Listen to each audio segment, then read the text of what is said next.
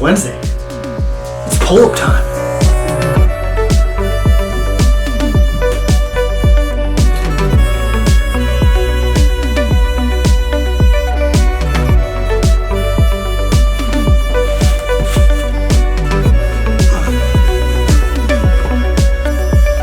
I'm ready for pull-ups.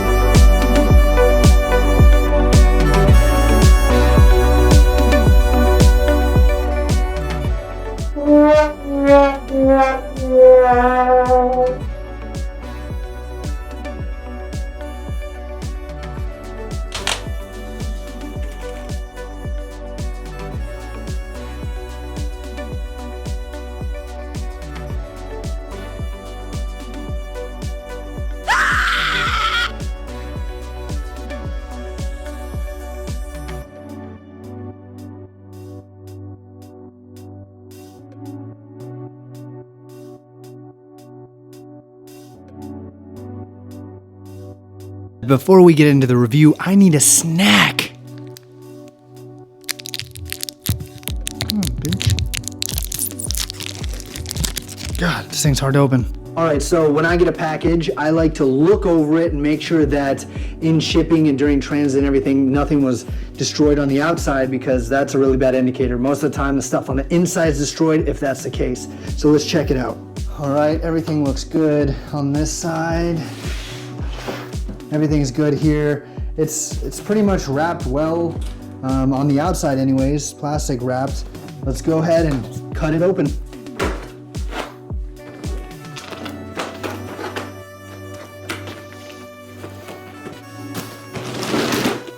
Okay, so there's no protective padding around the metal hangers, the brackets. So that could scratch up and ding. I don't really care that much about that though. Same thing here. This bar feels super freaking sturdy. They got end caps on it, so I can't really see the thickness, but I think it's on the website. I'll post that stuff in the description.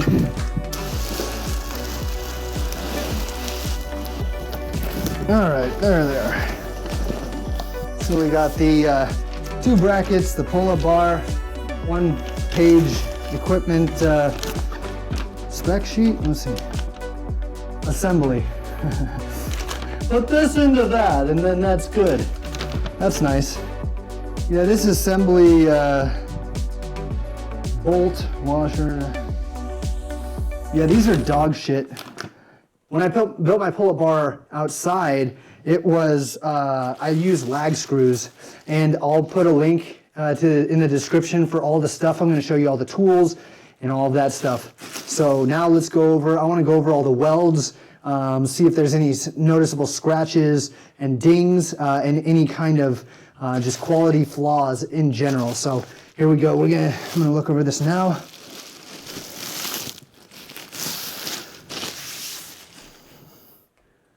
So it looks really good. The coating is very good. There's some very, very minor superficial scratches, like super minor. Okay, that's a pretty big scratch. You know, someone else was saying that they had this issue too with these bars. They had a giant scratch through it. I'm not seeing any crazy scratches, and honestly, I don't really care too much about this one. I can probably wrap this bar anyways, but I don't even know if you can see that. See that? It's like very minor. Honestly, it was worth half price compared to Rogue. Let's move on to the brackets and see how those are. All right. I mean, they're a tiny bit, they look maybe a tiny bit sloppy. They'll hold up just fine, I'm pretty sure. Everything looks good with this bracket. Okay, and you've got end caps, and yeah, I mean, it feels very, very sturdy onto this bracket. Similar welds, similar weld quality. There's like almost no welding in the back of this one though, so I don't like that. It's just welded in 3 areas. If this shit breaks, I'm coming for you, Titan. I'm coming for you.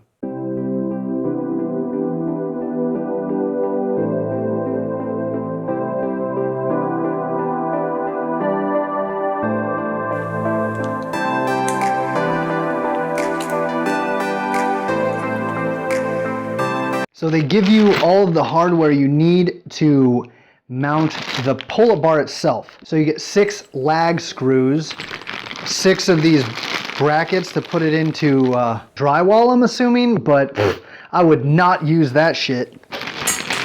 And washers, and then the bolts that go on top of the pull-up bar to situate it and hold it in.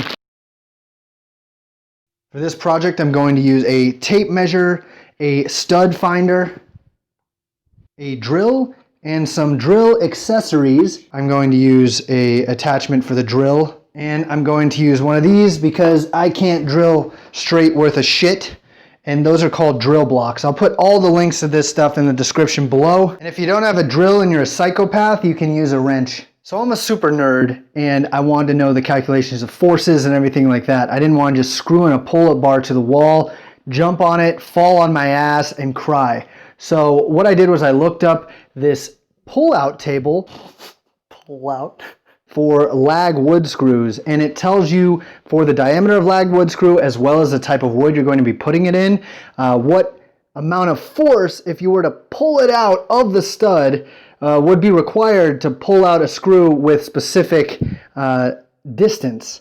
And that's going to be a straight pull out, but when you mount something into the wall, the pull-up bar is going to be, this is going to be holding up the pull-up bar, and all of the forces are going to be applied to all the different screws that are hooked into the brackets that hold the pull-up bar. And when you jump up and grab the bar, you're going to be pulling down. The force is going to be down, so it's going to be pulling back and down. So you're going to have a shear issue, a shear force you're going to worry about, and a pull-out force. And there's probably another force I'm forgetting, but hey, I'm no engineer. So I just played it safe and I bought 12 more lag screws, and I'm going to use what's called a stringer. So you're going to have the mounts, the stringer, and the wall, and it's going to be mounted to that. And what that's supposed to do is distribute all the forces evenly throughout the boards and then throughout the other studs, because you're going to not only attach into 2 studs when you do this method, but you're going to attach into the studs in between as well. So that's going to be 12 more bolts, so it's going to be a huge amount of force. I'll link to the table below. Here's a reference real quick, but basically the 2x4s that I got were this material and this force. You may be thinking to yourself, oh my god, this is way too much information, just put it into the wall and just start doing pull-ups, you fucking pussy. But it's not, and you're gonna thank me when you don't fall on your ass, or you got a fat friend who comes over and tries to do a pull-up and they don't rip your whole wall down. Alright, so the first thing you're going to want to do is find a suitable space in your garage by clearing out all of your garbage, you hoarder fuck! Okay, so what I'm going to do is I'm going to stand on my tippy toes, because that's where I want the bar, and it'll give me enough room to do a muscle up like I could ever do one anyways, but whatever, I want that room. And so I'm going to stand up and mark an area, then I'm going to find all the studs using a stud finder, then I'm going to lay out with a level. I'm going to use my phone because I don't have a level. I'm going to put it on this dowel because it's basically straight, or I can use the pull-up bar but it's heavier. And then I'm just going to mark a line this way and then a line down all the center of the studs so I know where I can drill pilot holes. And the spacing of the pilot holes and the screws, where the brackets are going to go on the stringers anyways, are going to be set by the brackets. So I'm going to mark the brackets on the wall once I find the centers of each stud, and then level up the brackets. I can mount just one bracket and then draw the other area and then mount the other bracket based on that. That's what I'll probably do. So next time you see me, it's going to be all the stringers are going to be up.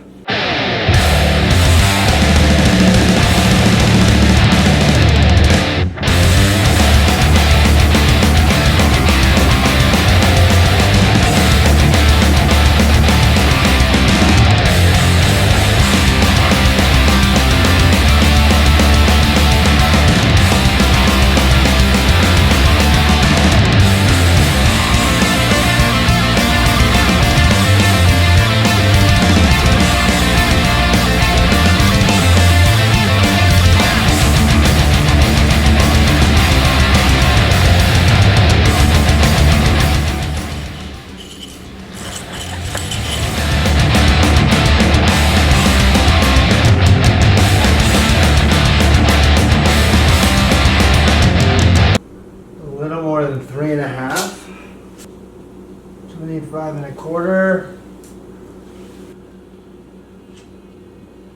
So, headed to Home Depot because the stringers I got were only 4 feet, and that doesn't give you enough clearance on each side to hang the pull-up bar, because the holes are gonna be, you know, there's gonna be an inch or so hanging off of the brackets. I'm an idiot! So what I'm gonna do is I'm gonna buy a 14-foot piece of 1x4, and then I'm going to have Home Depot cut it into 3 4.5-foot sections, and that's gonna be my new stringers, and that's it. And I'm buying a level because my phone level kept falling off the fucking wall. Ah!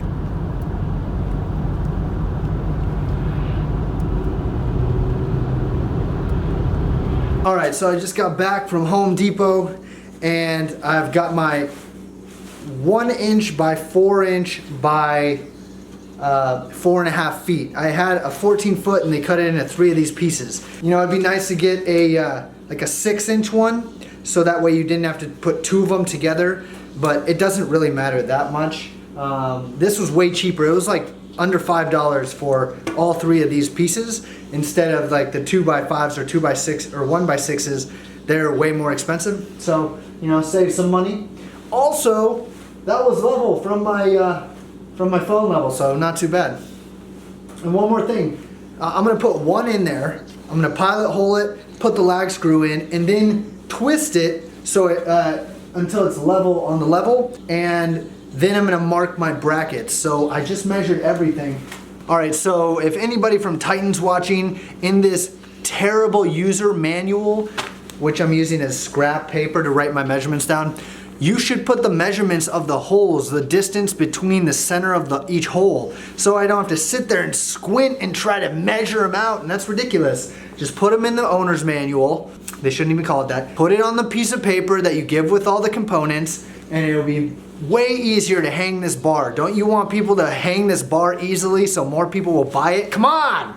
Also, I had to move my pull-up bar over from where it originally was gonna be, because there were no studs over here that I could find, so they're all in fucked up areas, and the stud finder wasn't finding them, so whatever. The guy who originally hung this found the studs, so I'm gonna use 2 of his that he found.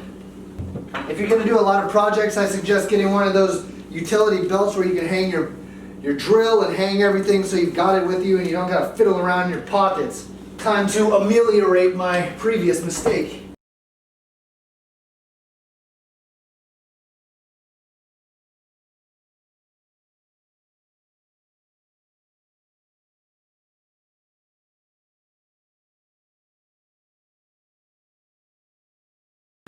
Alright, so I pilot hold 1, just basically eyeballed it in the center of this, and I'm going to hook it into the wall where I found the stud. Then I'm going to level this and then drill the other 2 in. This is where the pull-up bar goes though, so I'm an idiot again.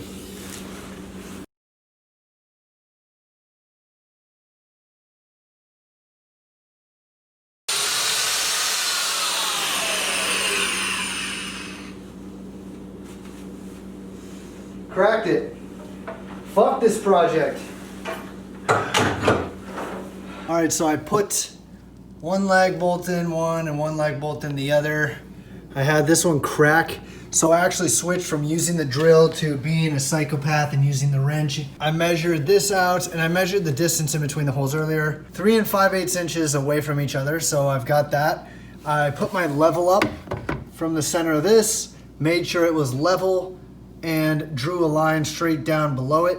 Now I'm gonna measure from here all the way down somewhere over here to put my next stringer up, and that's gonna be 25 3/8 of an inch. So I found I put a dot 25 3/8 inch from this bottom dot, and that's gonna be the center of the last part of the bracket hole. And I'm gonna put a level up and make sure it's level, and then I'm gonna draw a straight line across, and this will be my last one hanging up. I know this is elementary shit, but I suck balls at this stuff. To use this drill block, you just line up wherever your pilot hole is gonna be, you make crosshairs so you can line up these little lines on the drill block, and then you'll know that you're drilling perfectly into it. All right, so I've got one bracket up, fucking only took 4 hours. And I drew a line up here where the top of this bracket was. I used a level, drew a line, so I know where to line up the other bracket. I found the stud, and now I'm just going to measure down from the bracket, top of the bracket, and then make some pilot holes where appropriate. Oh, I also found, just do the 2 pilot holes up there, mount the bracket, and then in the bottom one, if you do 3 stringers like I did, or whatever, 3 space, then do that pilot hole on the bottom last while the bracket's mounted, and that way it works better.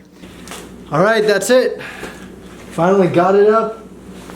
I struggled my ass off with this thing. I didn't realize that it was so hard to get everything level and everything in line, and just like, if you have it, you know, laser levels would be awesome, but if you have it, you're also probably not watching this video because you're a master carpenter. But anyways, it feels very sturdy.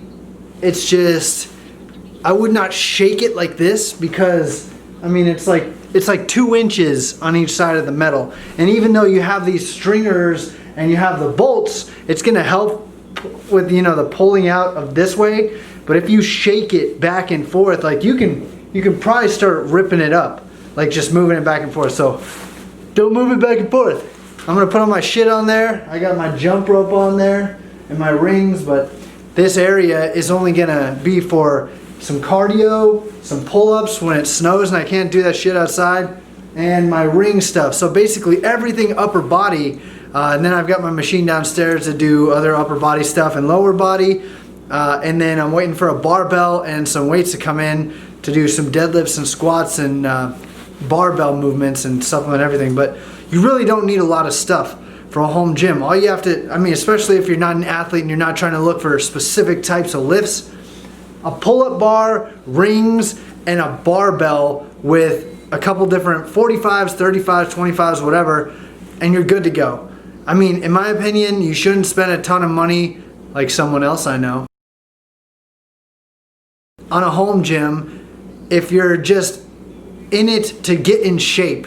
You know, before you spend any money on any kind of gym, you should make sure you dedicate yourself. Like, try to do 3 months of push-ups every other day, pull-ups every other day, and stuff like that, like pull-ups in the neighborhood. If you can dedicate yourself to that, then buy a pull-up bar and buy all this stuff. I mean, why would you spend $500 to $1,000 on a home gym if you're not dedicated and you don't show yourself the dedication? So that's my tip about, you know, working out. So, all right, let's go. And it's good to set these rings up because fiddling with that shit all the time is gonna make you not wanna work out and just be like, you know what, fuck this, I'm just gonna go drink some beer.